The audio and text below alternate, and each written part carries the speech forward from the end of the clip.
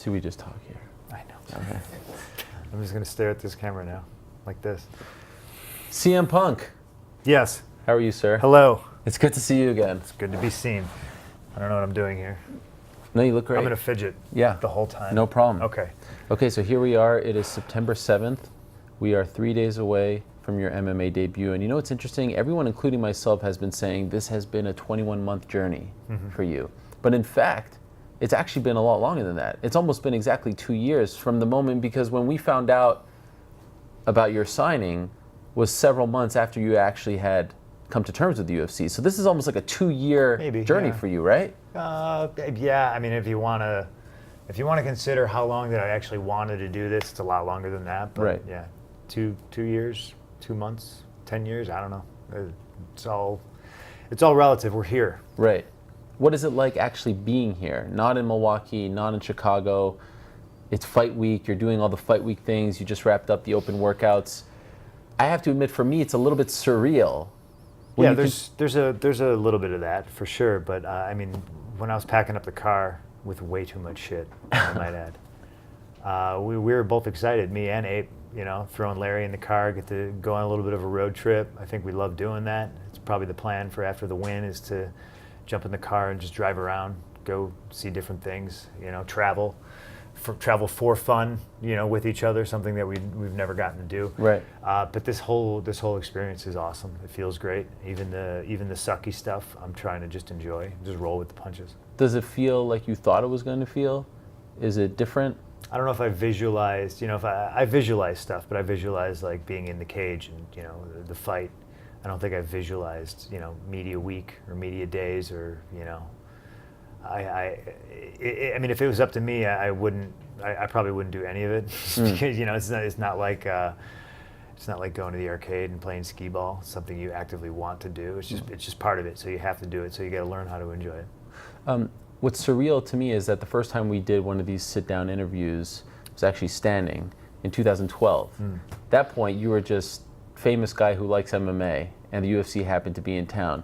2013, it seems like you're a little more interested, but you're not really telling us that you want to do this. Like you said, oh, maybe in a previous life, I would do this. Yeah. 2014, it seems like you're checked out, and that actually was your last interview before checking out. Yeah. And then 2015, you're signed. But to watch, like I went back to watch the first one, to see that arc, and then to be here 3 days before your debut is sort of mind-blowing that you actually got to this point. Yeah.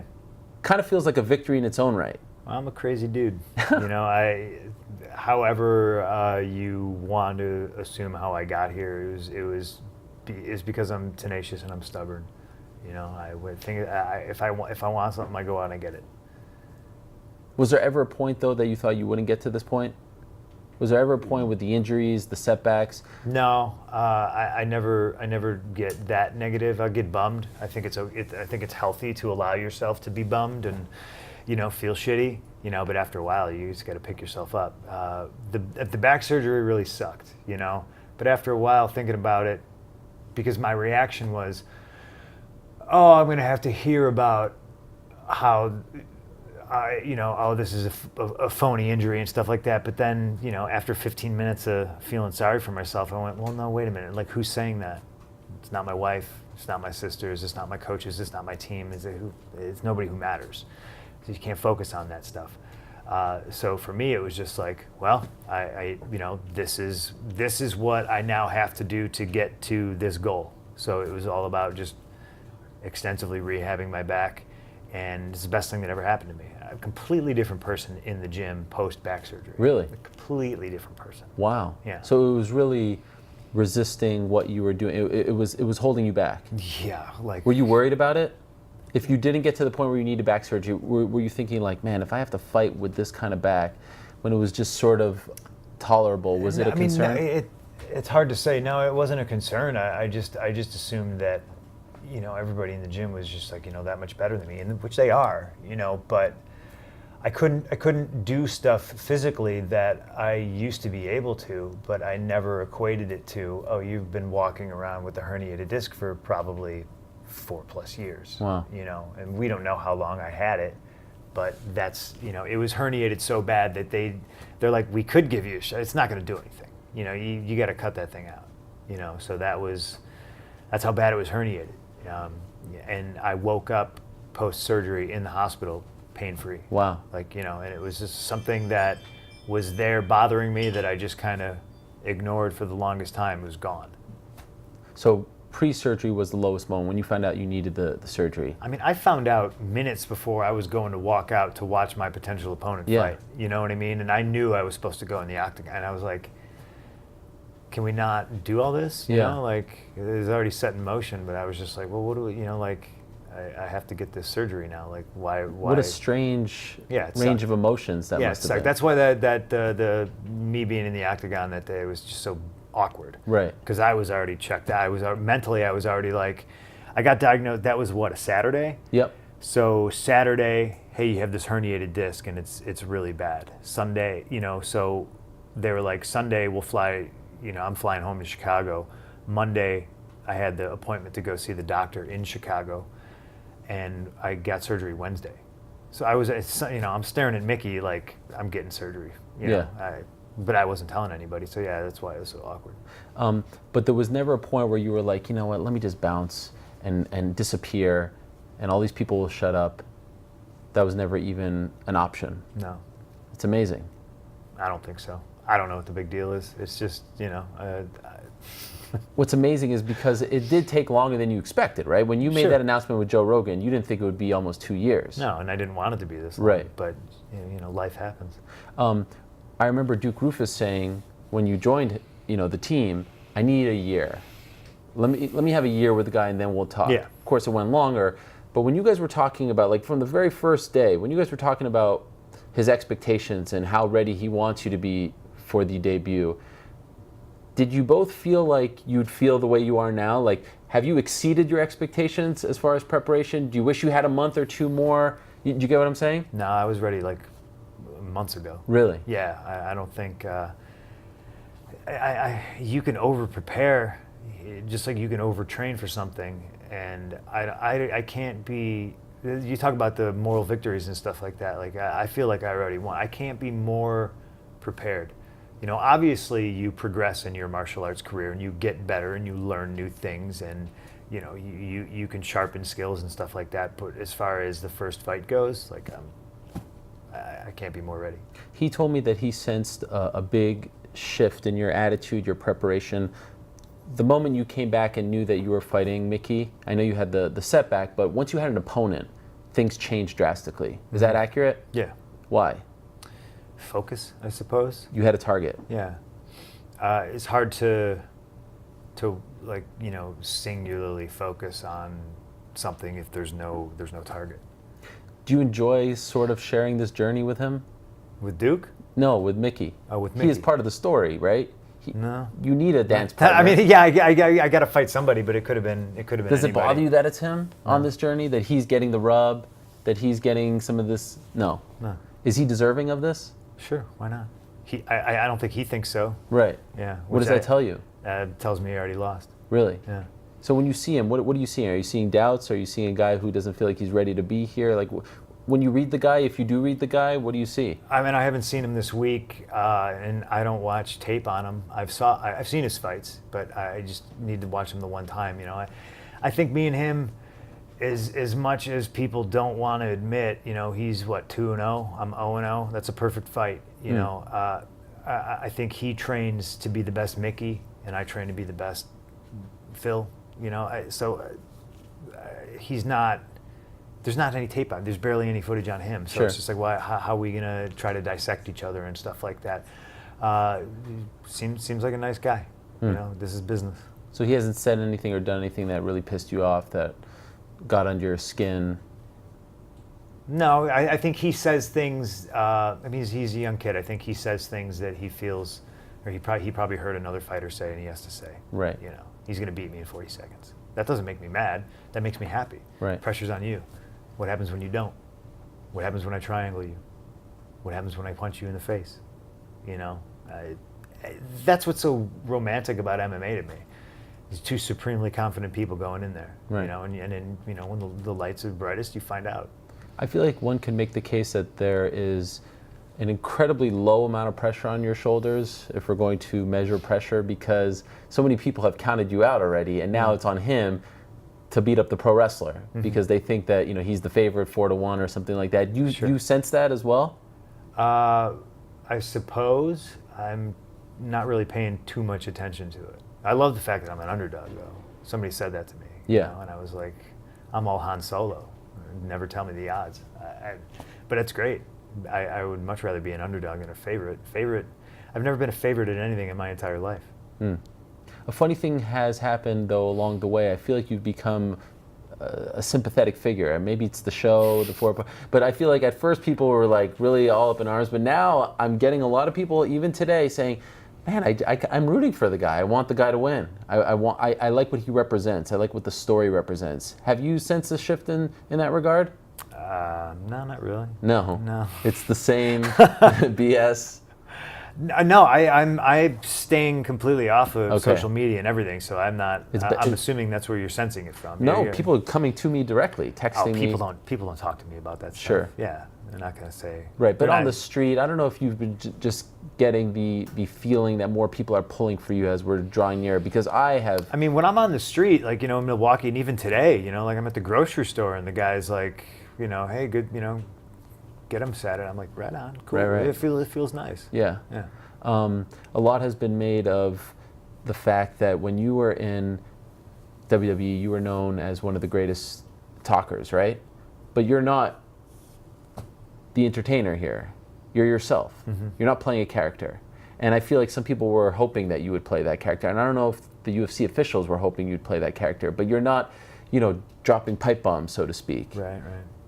Did you ever feel like you had to do that? Did you ever feel like you had to talk smack and things like sell anything? No. Pay-per-views? And I'm sure if I was fighting somebody I really didn't like, but there's no emotional, I don't feel the need to try to force an emotional response out of my opponent, out of my fans, you know what I mean? To me, it's just, it's a fight. That's all it is. Have you ever prepared for something for so long where the payoff, and I know the journey has been a payoff in its own right, but the payoff is really 15 minutes? Because when you were wrestling, preparing, you were having matches along the way, and I know sparring, but you know what I mean? Like, have you ever prepared for something for this long, for one moment in time? I don't think so, no. What's that like? It's pretty rad. I don't got to travel. I get to sleep in my own bed every night. But it's fun. Did you elicit memories? Did it feel like the old days when you packed the car and went to the vet? You're back on the road, so to speak, but it's one night only. Did this feel sort of familiar to you? Yeah. I mean, I've driven I-80 out from Chicago to Philadelphia to wrestle for $30, and had to double back for an afternoon show Sunday in Milwaukee. So I've been up and down these roads. I know all the rest stops. I know which one has a Sbarro, which one has a Cinnabon, which one has the Panera. When's the last time you were in Cleveland? I guess when I walked out. So it was that night. Yeah. That's a crazy thing. Did that hit you right away? No, I haven't really thought about it. No, but January 2014, you were in that building. You walk out. Yeah. When you got the date for your debut and it's 2:03 in Cleveland, did it hit you right away that it's Cleveland and it's that arena? Oh, that's why I jumped at it. You did, okay. Yeah, absolutely. You knew right away. You made the connection. Did they know? Oh, Cleveland, that's great. I can drive. Oh, wait a second. Wow. Yeah. Do you think they knew, the UFC? No. That's crazy. Of all the buildings, they've never been to this building before. It's poetic. That's a bizarre thing. And people have told you feel like you're cursed in this city? Why? What else has happened here? I've been saying that for a while, and I don't even like saying that anymore because it's all, curses are bullshit. Yeah. It's your mindset. Because me leaving wasn't a bad thing at all. It's something that needed to happen. Right. And I'm so much better for it now, I'm happier. I'm in a better place. So how could you say that's a curse, Did other things happen here before then, or only because of that one night? Oh, I just always, if I had to think about it, I was supposed to debut in that building with Mickie James, and that fell apart. That's when I got sent to developmental. Bob Holly punched me in the eye as hard as he can on my first Christmas loop. That's not nice. No, it wasn't. I love Bob though. So, man, that business needs more guys like him right about now. What do you mean? I just mean there's nobody in that locker room that, like to me, there's nobody in that locker room that's in a good way an enforcer. Okay. Nobody's going to pick up the locker room. Right. You know what I mean? Nobody's going to clean up after themselves. They just destroy stuff. It was happening when I was there. I was the guy that was picking stuff up, and that's because, Eddie Guerrero always told me, hey, pick up the locker room. Yeah, can you pick up the locker room before you go? And I'd be like, yes, sir. You know what I mean? What do you mean pick up the locker room? Like clean it up? Yeah. Okay. Yeah, there's a lot of slobs. Yeah, It's yeah, just yeah. leaving their. I see guys take their wrist tape off and just throw it on the ground. Wow. You know what I mean? Right next to a garbage can, stuff like that. So if you had a guy like Bob in the locker room, you're not trying to do that shit. Okay. But I'm not there. Who gives a shit? Right. Do you keep tabs? Doesn't mean no. Nothing. No. Never check it out. Mm-mm. Wow. So that night, even though in hindsight it was a great night, at the time, a low moment because it's the unknown. You're walking out, you're leaving your job, and now you come back and maybe one of the best days, regardless of what happens of your life on Saturday, right? Like, of course, we want to know what's going to happen. Yeah. But that's a strange thing. That's life. It's fucking rad. In the same place. Yeah. I still can't wrap my head around that. What are the chances? I don't know. Do you recall what you were thinking as you left that building in 2014? Yeah. What were you thinking? You're free. Yeah, I want to go home. How quickly were you thinking about MMA? I mean, at that moment, I wasn't. Okay. You know what I mean? It took me a while. Like I was sick for a long while, and it took my wife forcing me to go to her doctor to find out like what the silly thing on my back was, and get that thing lanced out and get on antibiotics, and then like it took me a while to kick all that out. So I was just laying in bed for a while, When does the MMA dream start? I mean, before that, but I guess maybe it became a reality. I don't know if I had gone to a fight. I'm not sure, but I remember Lorenzo being like the one, like, hey, you're done.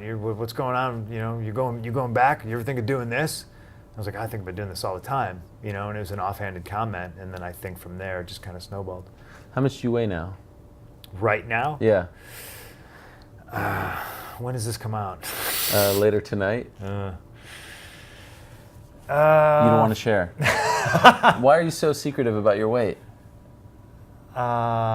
It's it's a thing. It's a thing I got to do. Okay. It's not going so well, I guess. You've hinted at this. Has it been tougher than you expected? I mean, it's not fun. Have you ever done a weight cut? Nope. Did you do a practice one? Nope. Are you worried? Nah. No. Is someone helping you? How so? Nutritionist? No. No, I don't. I mean, I think some guys need that. I don't. It's common sense to me. You have to hit 171. When's the last time you weighed 171? High school? High school. 8th grade, maybe. Wow. Yeah. Do you regret fighting as a welterweight? No. No. No, I think the 185ers, being around like Rashad and Luke, seeing how big and lean they are. Like I look at it like there's a lot of guys that were fighting at 185 that are now fighting at 170.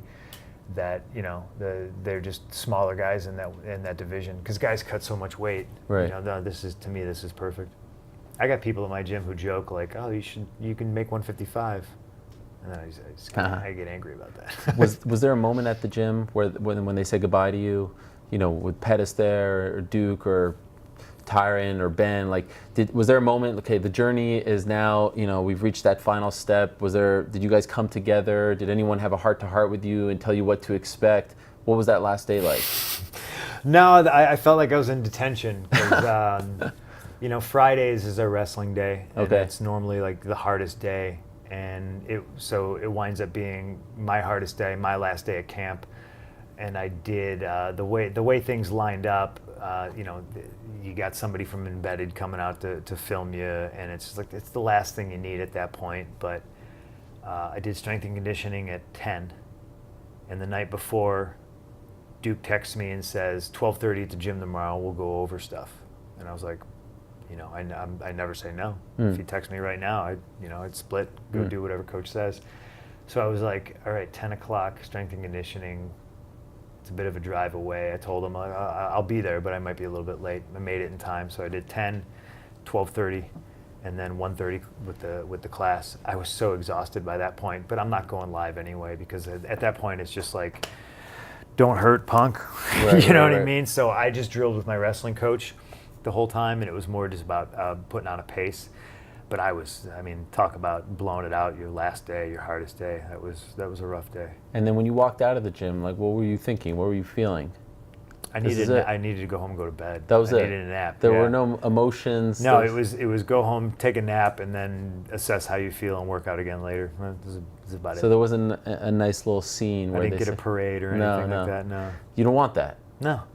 Did a pedis come up to you and give you any advice on what to expect? I mean, this is your debut, and I know you've competed in front of people, but did he say, like, hey, man, when you get to the locker room, any words of wisdom at all from anyone? I mean, he's going to be here. Yeah, so, you'll have that moment. He'll probably give it to me when he gets here Friday. And, there's a lot of guys that are coming out they coming? that have reached out and said, that they're going to be here. And, some probably aren't specifically just coming because of me, but like Cody Garbrandt reached out and said he was going to be there, and I was like, that's awesome. Tyron's coming, Anthony's going to be here. There's a lot of guys on the team that are either driving or coming out. I know Sergio's going to be here. Wow. So it's super cool. A lot of support. Come a long way from when you were coming to see his title fight at 185, when you were kind of just the new guy. Yeah. Now they're all coming to see you. That has to feel good.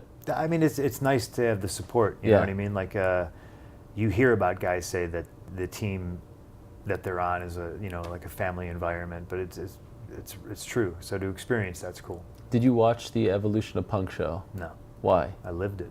You lived it. Yeah. No interest. I mean, not now certainly because I'm so focused on Saturday. You know what I mean? I maybe I'll watch it later, and I know. I just hear nothing but positive things about it. So that's. You were never tempted, like, oh, let me just see what they caught, how they showed me. No. The first time I met you, the first time we talked about this potential journey and opportunity, your wife said she wasn't a real big fan, and she was kind of a little bit squeamish about everything. And on the show, they show her coming to watch you spar. And so is she going to be there? Yeah. In attendance? Oh yeah. Okay. Is that important for you?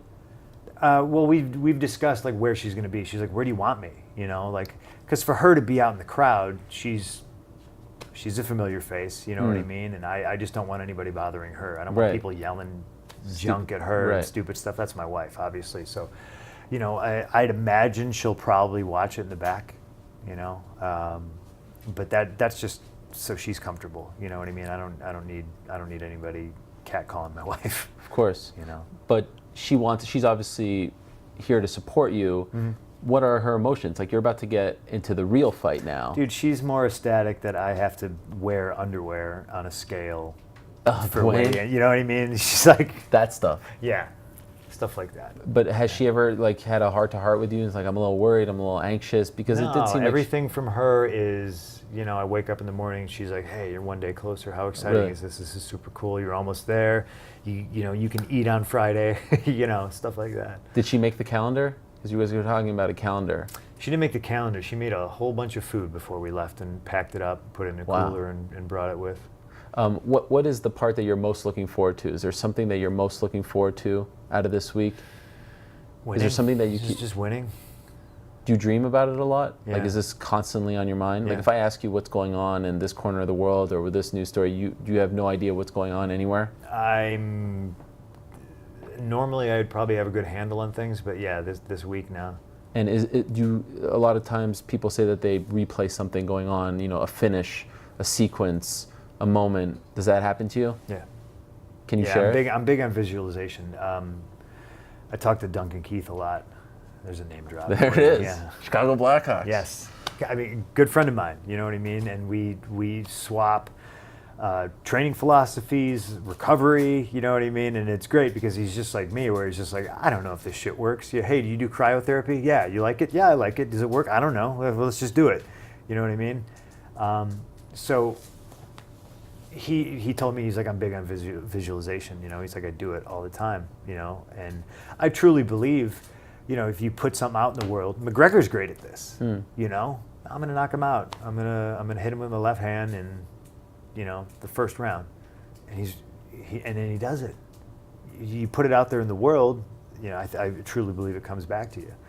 You know, so all the people, you know, if you say, oh, I don't belong here, oh, I don't deserve to be on this pay-per-view card. Fuck you, you don't. You know, I belong here. I believe in myself. I visualize myself winning in every situation. You know, I've had the barn burner, knockdown, drag out fight of the night. You know, where I win a split decision. I've had the he tries to shoot, he eats a knee. You know, he tries to stand up and throw a lazy jab at me and he pays for it. You know, I relive every little thing. I even goes as far as to get in bad positions and you know. So there isn't one that keeps coming up over and over again. Yeah, there is. I'll tell you about it later. Okay, but there is one. Yeah. Wow, that is amazing. I'm curious. Maybe we can talk about that and then I'll remember it afterwards. You know, when I interviewed you at Mandalay Bay right after the announcement, I asked you a whole bunch of questions and you didn't know many of the answers. Where are you going to train, what weight class?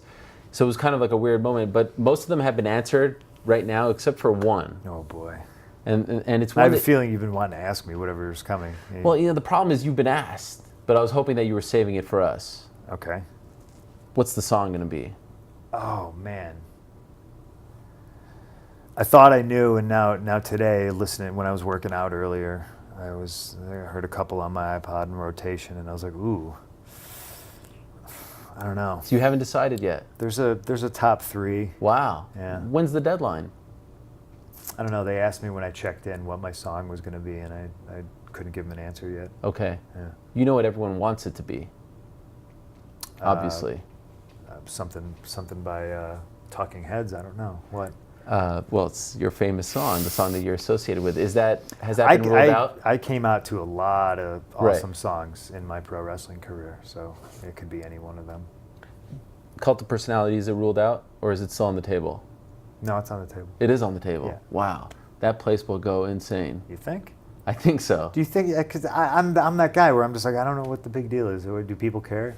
They will go... Who asked me at the scrum today, like what I thought the reaction was going to be, and I haven't even thought about it yet. Like I don't know. They will go insane. Because I almost don't like when I say I don't care, I don't mean to be insulting the fans who support me and stuff like that, but I just never thought about it. Right. You know what I mean? Like to whereas before I was so geared to, I got to come out here, and I got to make them love me. Right. You know, like if I was in a city that was notoriously hard on me.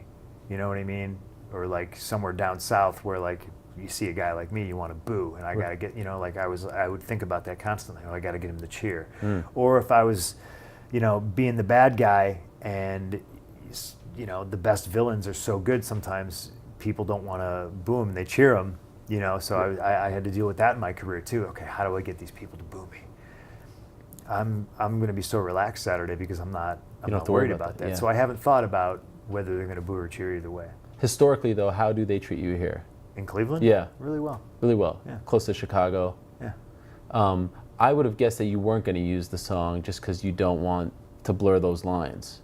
But the closer we get to it, I feel like people want you to use the song. Well, here's the thing about that. When I was playing baseball when I was a kid, I was on a team called the Indians. And our team song in 1989 was Cult of Personality. So wow. Yeah, it goes back. Holy crap. It goes back farther than. There's a lot that's going on here. It goes back farther than wrestling, yeah. Wow. Mm-hmm. That is strange. Just to be clear about this whole story with the commission and everything that came up, no issues, right? They haven't given you a hard time. You haven't had to do anything extra. This is something that just came out of nowhere and has not been a nuisance to you at all, correct? No, that was the first I heard of it. Right. Yeah. You still feel like people are bothered by this? Look, my thing is, if you don't like me, yeah. if you don't agree with me fighting and you think it's unfair, don't watch. Yeah. Why do you stress yourself out? You know what I mean? Like, why do you put yourself through that? Why do you care? I think secretly they love me. You know what I mean? I don't sit around and talk about people I don't like. It's not on my mind. Have you thought about that? Maybe this is somewhat of like a throwback to the early days of the UFC when guys would come in. You don't really know about their past. They say that they're like 150-0, but we know it's not true. And you're fighting the karate guy. And this is really how the UFC started in many ways. I mean, it's certainly how MMA started. Right. You know, it had its roots in pro wrestling and stuff like that. It's how Pride started, Takata and all that. Yeah, that's cool. Yeah. I'm into it. And to set the record, you're not here for one and done. Mm-mm. You're thinking about even, I heard you talk about maybe Vegas the next one and then Chicago.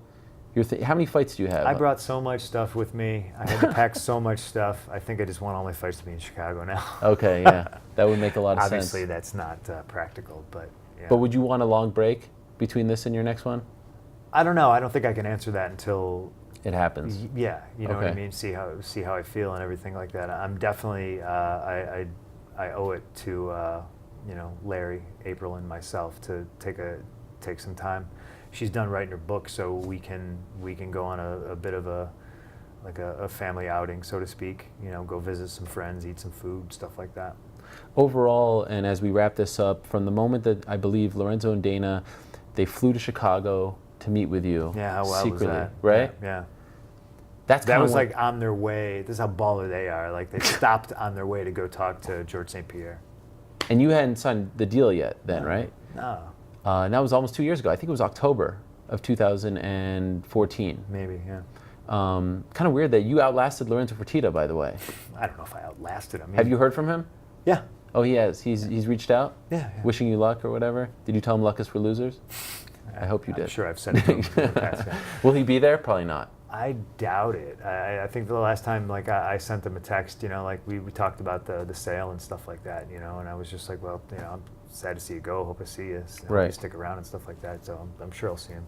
So from that, those beginning talks from that moment till now, how would you, what comes to mind when I say, how has this journey been? Has it been, are you a different person from then? Has it changed you? Of course. Yeah? Yeah, I'm just in a much better place. I had a lot going on, and I still do. There's still stuff that I need to get out from underneath. It's very hard to look towards the future when you're you're forced to deal and stare at your past and stuff like that. I just want to be left alone, in regards to my old life. I got no problem talking about it and stuff like that, but some people just gotta try to keep sucking you back in, and they won't let you go. Like fans, you mean, or? No. I just mean the silly bankrolled lawsuit. Right. Do you want to address that at all? Where does that stand? Probably shouldn't. Okay. I mean, it stands that they're doing everything. It's designed to get me to spend money. That's what it's doing. Okay. So it's just a source of stress that I just need to get out from under. Is it a big source of stress? If I let it be. Okay. I have good days and bad days. Is the end near? Do you see a finish line here, or is it? Yeah. There's a finish line for sure, but it's the way these things work. It's a bunch of BS. Right. Because it's been going on for what, a year at least, right? Over. Yeah. Do you think that they're going to be watching on Saturday? Oh, I don't know. I don't think so. Every single person in management always told me that they went out of their way to tell me that they weren't fans of MMA. So I don't imagine. Maybe they'll watch because they're secretly hoping I get beat up. Maybe. You think? Maybe. Will you use them as motivation? No. F you guys? No. That's out of your mind. Yeah. Has one person reached out to you or two and said something to you that really kind of blew you away? Like said something like, hey man, thank you for doing this. You've inspired me to do. Someone send you a text that's come up to you. Is there a moment that sticks out in this entire thing that really touched you? No, I mean off the top of my head, because you're putting me on the spot, no. But I've had a litany of people, like starting Monday, I've gotten hey, I know it's fight week. I'm not going to bother you on the day before, the day of. I just want to get this out of the way now, and it's a lot of people. It's some people that I'm, friendly with, but I haven't spoken to in a while. You just reminded me. Somebody called me earlier and left me a voicemail, but I haven't had time to check it yet. So it's just everybody, a lot of people have reached out. It's been super positive and cool. What do you do for the next few days? How do you prepare?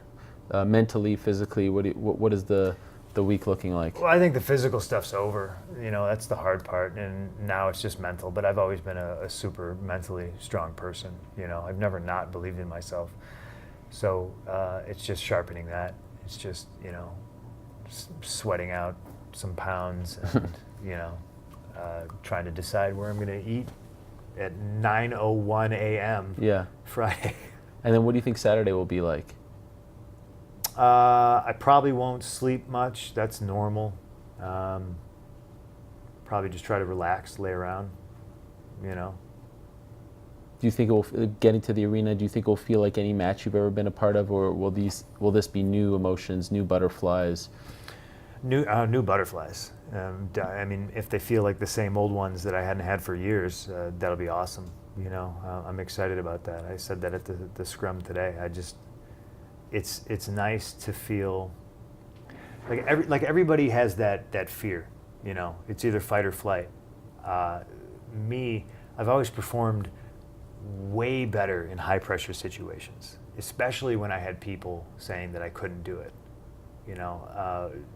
It's just a switch that I can't turn on or off during training, during every day.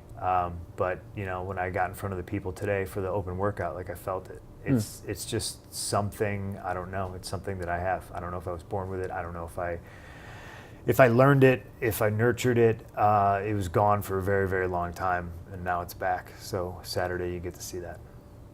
All right. I didn't think that this would become like some sort of tradition thing the first time I reached out to you for an interview, but what a journey from 2012, 13, 14, 15. It really is amazing to be here. It feels special, it feels unique, and I give you all the credit in the world for just getting here. And I know that no athlete wants to just get to a point. You want to win. That's the name of the game. Mm-hmm. But man, you could have bowed out a long time ago, and I don't think anyone would have given you crap, but you didn't. So kudos to you. I will not wish you luck. I learned my lesson, but I can't wait to see how this story unfolds. Thanks for all the time from 2012 to now. I really appreciate it. Thank you. We'll do another one after I win. Well, that will be the perfect way to end it. Okay. Thank you.